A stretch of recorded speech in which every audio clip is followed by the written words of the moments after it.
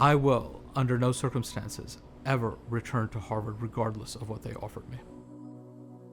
Hussein Rashid began as the assistant dean of Harvard's Divinity School in August 2023. Just 7 weeks later, the Hamas attack on Israel sparked war in the Middle East and fierce division on Harvard's campus. October 7th was a deeply traumatic experience for many, many students. There were students who felt threatened. Harvard failed to try to figure out how do you bridge that divide between students. Even before the Trump administration cracked down on the university, Harvard began making changes on campus in the wake of accusations of anti-Semitism. We saw the closure or the restructuring of any program related to Palestine. Our case study was on Palestinian lives in Israel, and because the course was called Narratives of Displacement and Belonging, it was deemed inherently anti-Semitic. Rashid's department, Religion and Public Life, was the only one at Harvard Divinity School doing programming around anti-Semitism after October 7th. At the same time, some Jewish students, organizations, and other critics argued the program was one-sided and anti-Zionist.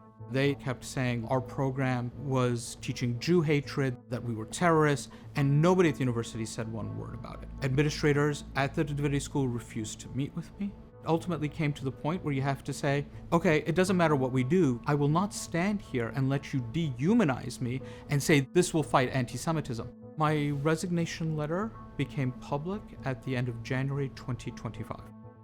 I felt a great sense of relief, but there was also grief. I had worked really hard to help build a program, and I had these wonderful students I was leaving behind.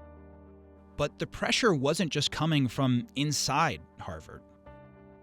On April 11th, the university received an emailed letter of sweeping demands from the Trump administration.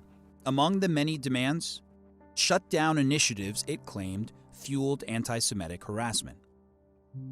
The Trump administration went on to cut off more than $2 billion from the university and initiated a variety of federal inquiries.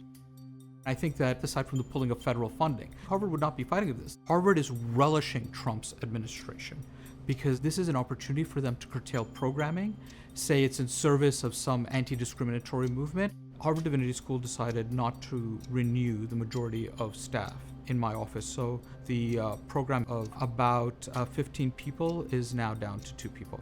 The official reason for the release of staff for budgetary considerations, but it was only our office that was affected. Harvard is and always will be a primarily white-serving institution, and their struggle is how do they get back to that. So for me, there was no surprise in anything that happened, except the speed at which it happened. But Harvard is always going to Harvard. In response to Rashid's claims, a Harvard Divinity School spokesperson issued a statement to CNN saying in part that the school upholds and promotes its anti-discrimination and anti-bullying policies. Senior leadership reached out to him, both in writing and in person, and continued to meet with him regularly.